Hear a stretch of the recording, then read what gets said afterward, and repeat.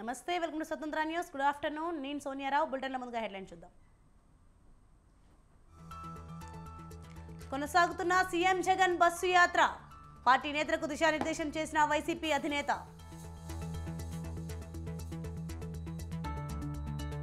CM Revanth ఇంటికి గద్వాల్ విజయలక్ష్మి. కాంగ్రెస్ లో చేరిన హైదరాబాద్ మేయర్.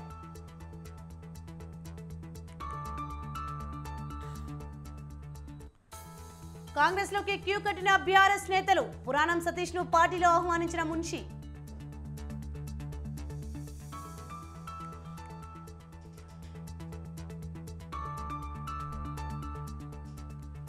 వరంగల్ పార్లమెంట్ అభ్యర్థి కోసం బీఆర్ఎస్ కసరత్తు.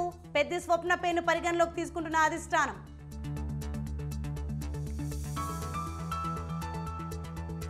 కామారెడ్డి మున్సిపల్ చైర్పర్సన్ నిట్టు జాహ్నవిపై నెగ్గిన విశ్వాసం. బల పరీక్షలో నెగ్గిన కాంగ్రెస్.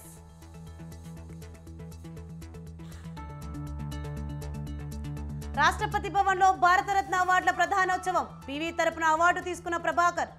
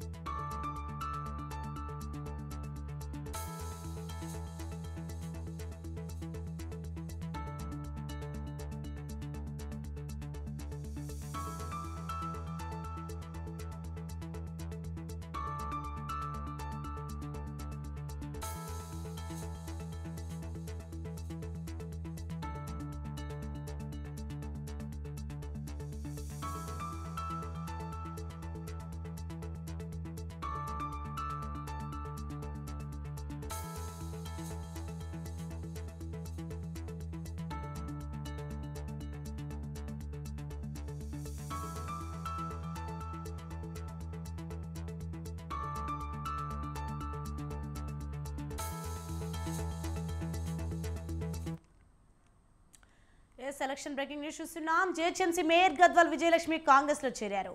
సీఎం రేవంత్ రెడ్డి పార్టీ రాష్ట్ర ఇన్ఛార్జ్ దీపాదాస్ మున్షి సమక్షంలో ఆమె పార్టీలో చేరారు. హస్తం కండువా కప్పి ఆమెను సాదరంగా పార్టీలోకి ఆహ్వానించారు రేవంత్, దీపాదాస్ మున్షి.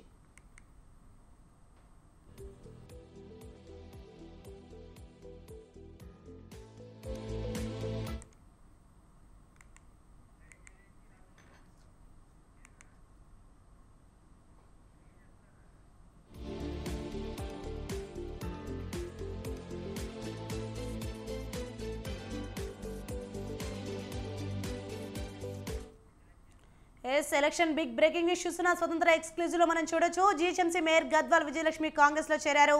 సీఎం రేవంత్ రెడ్డి పార్టీ రాష్ట్ర ఇన్ఛార్జ్ దీపాదాస్ మున్షి సమక్షంలో ఆమె పార్టీలో చేరారు. హస్తం కండువా కప్పి ఆమెను సాదరంగా పార్టీలోకి ఆహ్వానించారు రేవంత్, దీపాదాస్ మున్షి. రైట్, ఇదే అంశంపై మరింత సమాచారం మా ప్రతినిధి రాజు లైవ్ ద్వారా అందిస్తారు.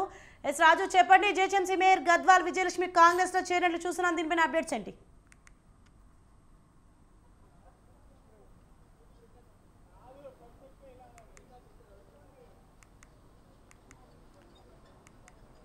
రైట్ సోని, కొద్దిసేపటి క్రితమే సీఎం నివాసంలో దీపాదాస్ మున్షి సమక్షంలో సీఎం రేవంత్ రెడ్డి గద్వాల విజయలక్ష్మికి కండువా కప్పి పార్టీలోకి ఆహ్వానించారు. వీరితో పాటుగానే మాజీ ఎమ్మెల్సీగా ఉన్న బీఆర్ఎస్ నేత పురాణం సతీష్ కూడా పార్టీలో చేరారు. ఇప్పటికే అటు కాంగ్రెస్ పార్టీ చేరికల జోష్ మొదలైందని చెప్పుకోవాలి. పార్లమెంటు ఎన్నికల్లో అత్యధిక స్థానాలు కైవసం చేసుకునేందుకు పార్లమెంట్ పరిధిలో ఉన్నటువంటి అసెంబ్లీ స్థానాల్లో ఉన్నటువంటి ఎమ్మెల్యేలు కావచ్చు, ఎమ్మెల్యేలు, మాజీ ఎమ్మెల్సీలు, మాజీ ఎమ్మెల్యేలతో పాటు కీలక నేతలను కూడా పార్టీలో చేర్చుకుంటుంది. వారికి పలు కీలక పదవులు కూడా కట్టబెడతామంటూ హామీలు అయితే ఇస్తున్నటువంటి పరిస్థితి అయితే ఉంది. ముఖ్యంగా రేవంత్ రెడ్డి చెప్పిన విధంగానే ఇప్పటికే ఒక గేటు తెరిచామంటూ కూడా గతంలో సీఎం రేవంత్ రెడ్డి చెప్పారు. ఇప్పటికే చేరికలు మొదలయ్యాయి. గతంలో సీఎం రేవంత్ రెడ్డి ప్రభుత్వం కూలిపోతుంది అనేటటువంటి వ్యాఖ్యలు చేసినటువంటి కీలక నేతలే అటు కడియం శ్రీహరి కావచ్చు, ఇతర నేతలు కూడా ఇప్పటికే కాంగ్రెస్ పార్టీలో చేరిపోయారు. ఇప్పటికే దీంతో పాటుగానే బీఆర్ఎస్ పార్లమెంట్ అభ్యర్థులుగా ప్రకటించినటువంటి రంజిత్ రెడ్డి, అలాగే వరంగల్ పార్లమెంట్ నియోజకవర్గానికి సంబంధించి కావ్య కూడా ఆ పార్టీకి నుంచి పోటీ చేయమనేది కూడా చెప్పడం అనేది అయితే జరిగింది. ముఖ్యంగా కడియం కావ్య కూడా ఇవాళ పార్టీలో చేరేటటువంటి అవకాశం అయితే కనిపిస్తూ ఉంది. అయితే కడియంతో పాటు కేకే కూడా ఢిల్లీ పెద్దల సమక్షంలో కాంగ్రెస్ పార్టీలో చేరనున్నట్లయితే మనకు సమాచారం అంతు. ముఖ్యంగా అటు తుక్కుగూడ సభలో జనజాతర బహిరంగ సభలో వారు అగ్రనేతల సమక్షంలో చేరుతారా, లేకపోతే ఢిల్లీ వెళ్ళి కండువా కప్పుకుంటారా అనేది అయితే కొంత స్పష్టత రావాల్సి ఉంది. వారు ఏ తేదీన కాంగ్రెస్ పార్టీలో చేరుతారనే దాని మీద కూడా ఒక స్పష్టత అయితే ఇంతవరకు లేదు. ఇప్పటికే ఢిల్లీ నేతలతో చర్చిస్తూ ఉన్నారు ఏ రోజైతే చేరికలు ఉండనున్నాయి అనేటటువంటి అంశాలకు సంబంధించి. ముఖ్యంగా మరోవైపు కూడా కీలక నేతలు బీఆర్ఎస్లో ఉన్నటువంటి ఎమ్మెల్యేలు కావచ్చు, మాజీ మంత్రులు కూడా కాంగ్రెస్ పార్టీలో చేరేటటువంటి అవకాశం ఉందనేది కాంగ్రెస్ పార్టీ వర్గాలు చెప్తా ఉన్నాయి.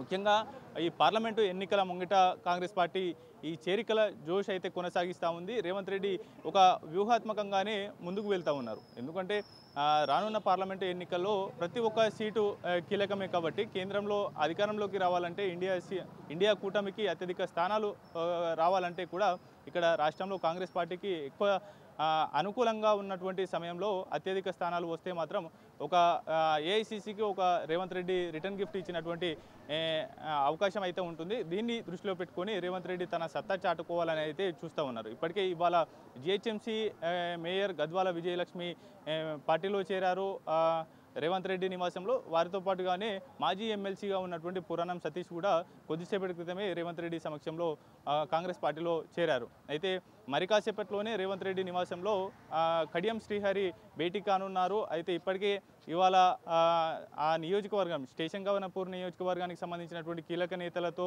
హైదరాబాద్లో ఆయన చర్చలు జరిపారు. అయితే ఆ అనంతరం కూడా సీఎం రేవంత్ రెడ్డితో ఆయన భేటీ కానున్నారు. ఆ తర్వాత ఈ తేదీ ఖరారు కానుంది కాంగ్రెస్ పార్టీలో ఎప్పుడు చేరుతారు అనేటటువంటి అంశానికి సంబంధించి. ఇప్పటికే అయితే వరంగల్ అభ్యర్థికి సంబంధించి కాంగ్రెస్ పార్టీలో ఒక చర్చ అయితే జరుగుతూ ఉంది. కడియం కావ్యకు ఆ టికెట్ కట్టబెడతారా, లేకపోతే కడియం శ్రీహరిని పోటీ చేస్తే మరింత గెలుపు అవకాశాలు ఎక్కువగా ఉన్నాయి కాబట్టి కడియం శ్రీహరి పోటీ చేయాలనేటటువంటి ప్రపోజల్ కాంగ్రెస్ పార్టీ ఆయన ముందు పెట్టినట్టు తెలుస్తూ ఉంది. అయితే ఆ స్టేషన్ గణపూర్కు బై ఎలక్షన్స్ వస్తే మాత్రం కడియం కావ్యకు టికెట్ ఇస్తామనేటటువంటి హామీ ఇచ్చినట్లయితే తెలుస్తూ ఉంది. అయితే లేదు, కడియం కావ్యాన్ని పార్లమెంటు ఎన్నికల్లో బరిలో ఉంచాలనేటటువంటి ఆలోచన కడియం శ్రీహరి చేస్తున్నట్లయితే తెలుస్తూ ఉంది. వీరితో పాటుగానే ఆ నియోజకవర్గానికి చెందినటువంటి ముఖ్య నేతలు కూడా కాంగ్రెస్ పార్టీలో చేరేందుకు రంగం సిద్ధం చేస్తూ ఉన్నారు. దీంతో పాటుగానే ఇతర నేతలను కూడా కాంగ్రెస్ పార్టీ ఫోకస్ పెట్టింది. ఎందుకంటే రానున్న పార్లమెంటు ఎన్నికలలో భాగంగానే ఈ యొక్క చేరికలను వేగవంతం చేసింది. అయితే కీలక నేతలందరితో సంప్రదింపులు చేస్తూ ఉన్నారు. ఇతర నేతలను కూడా చేరిక జాయిన్ చేసుకునేందుకు కూడా ఎక్కువగా ఇంట్రెస్ట్ చూపిస్తూ ఉన్నారు. వారి కోసం ప్రత్యేకంగా దీపాదాస్ నుంచి వారి ఇంటికి నేరుగా వెళ్ళి కూడా చర్చలు జరుపుతున్నట్లయితే మనకు సమాచారం అంతా ఉంది. సోని. రైట్, థ్యాంక్ యూ రాజు.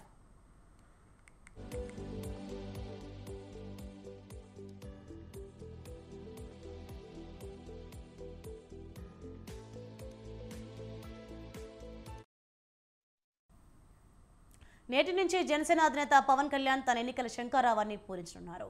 కాకినాడ జిల్లా పిఠాపురం నుండి తొలి విడత ఎన్నికల ప్రచారానికి సిద్ధమయ్యారు. తొలి విడత ఎన్నికల ప్రచారంలో భాగంగా రాష్ట్రంలోని 11 నియోజకవర్గాల్లో 8 రోజుల పాటు పర్యటించనున్నారు. ఈ పర్యటనలో అధికార పార్టీ నిర్వహించేందుకు ఆత్మీయ సమావేశాలు, అంతర్గత సమావేశాలకు నిర్వహిస్తారు. పవన్ కళ్యాణ్ పర్యటనపై మరింత సమాచారం మా ప్రతినిధి నవీన్ రాజు అందిస్తారు. అధినేత పవన్ కళ్యాణ్ అయితే తన ఎన్నికల శంఖారావాన్ని అయితే కనుక కాకినాడ జిల్లాలో ఆయన పోటీ చేసే పిఠాపురం నుంచి అయితే ప్రారంభించున్నారు. సుమారు 4 రోజుల పాటు పిఠాపురం నియోజకవర్గంలో ఆయన అయితే పర్యటించి అందరితోని కూడా భేటీలు, అంతర్గత సమావేశాలు, అలాగే ఆత్మీయ సమావేశాలు కూడా నిర్వహించి ఆ నియోజకవర్గంలోని ప్రజలను అయితే ఆకట్టుకునేందుకైతే కనుక ఆయన అయితే ఇప్పటికే ఏర్పాట్లు అయితే సిద్ధం చేశారు.